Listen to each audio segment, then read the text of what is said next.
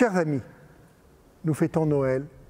En fêtant Noël, nous fêtons la paix. Nous fêtons la parole de Dieu qui vient rejoindre notre humanité. Dieu qui se fait homme, le Verbe qui se fait chair. Et ainsi, ce Dieu qui devient proche de nous, nous invite à cette proximité avec lui dans la vie quotidienne. Il nous invite en quelque sorte à diviniser un petit peu notre vie, nous donner à toutes les dimensions terrestres de notre vie quotidienne, une dimension spirituelle, en communion profonde avec lui, qui est Père, qui est Fils et qui est Esprit. En fêtant Noël aussi, nous fêtons la famille, la Sainte Famille.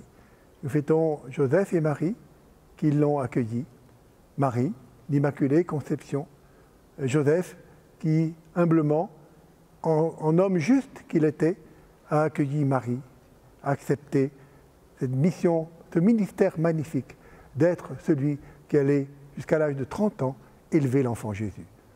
Celui qui allait lui apprendre un métier, le métier de charpentier, d'ébéniste. Celui qui allait le corriger de temps en temps. Celui qui allait lui donner sa dimension humaine, qui va prendre son épanouissement pendant les 3 années de vie publique de notre Seigneur. En fêtant Noël également, nous fêtons la fragilité d'un enfant, l'humilité d'une famille. Et nous sommes invités à regarder notre monde et à regarder tout spécialement tous ceux qui sont fragiles, tous les petits-enfants, tous les enfants à naître, tous ceux que nous devons privilégier dans toutes les mesures de protection que nous avons à prendre dans la société civile comme dans l'Église. En fêtant Noël aussi, nous pensons à tous ceux qui n'ont pas cette joie de pouvoir se rassembler au nom du Seigneur, pour lesquels Noël est une fête bien agréable, bien sûr, une trêve dans la vie de travail, un temps où on partage des cadeaux, mais ils ont oublié la source, comme un torrent qui aurait oublié sa source. En fêtant Noël, nous devons nous rappeler que nous avons pour mission, nous, qui sommes privilégiés, puisque nous avons été gâtés, nous avons reçu le trésor de la foi par nos parents, par nos éducateurs. Pensez à tous ceux qui ne l'ont pas reçu.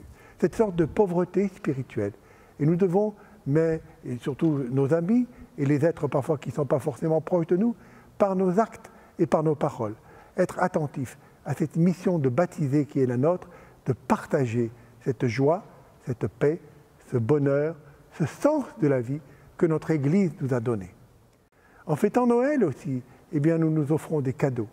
Et le plus beau cadeau que nous puissions nous faire, c'est bien sûr celui de la foi, celui de dire entre nous quelle chance nous avons. Notre vie, comme tous nos concitoyens, comme tous nos contemporains, est faite d'obligations, de travail, de distractions, d'obligations sociales, professionnelles, familiales. Mais il y a ce fil rouge qui fait que ça ne se voit pas, ce n'est pas marqué sur notre front, mais nous sommes des disciples du Christ. Et ainsi, notre famille biologique, notre famille par le sang, trouve une extension spirituelle dans toute l'Église. Et nous devons bien sûr le montrer par l'attention que nous avons les uns pour les autres et surtout l'attention que nous avons pour le monde. L'Église en sortie, eh bien, ce sera aussi pour Joseph et Marie cette fuite en Égypte pour protéger l'enfant. Eh bien, nous n'ayons pas peur d'aller porter le Seigneur au monde, comme le fit d'ailleurs Marie lorsqu'elle visita sa cousine Élisabeth.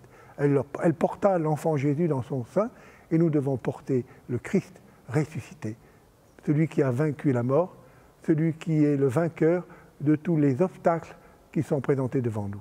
Ainsi, Noël, c'est le message d'espérance que nous portons à tous les hommes depuis 2000 ans. Joyeux Noël et que 2022 nous donne la joie de vivre notre foi dans le partage, dans la fraternité, dans l'espérance et dans la paix de la nuit étoilée de Bethléem.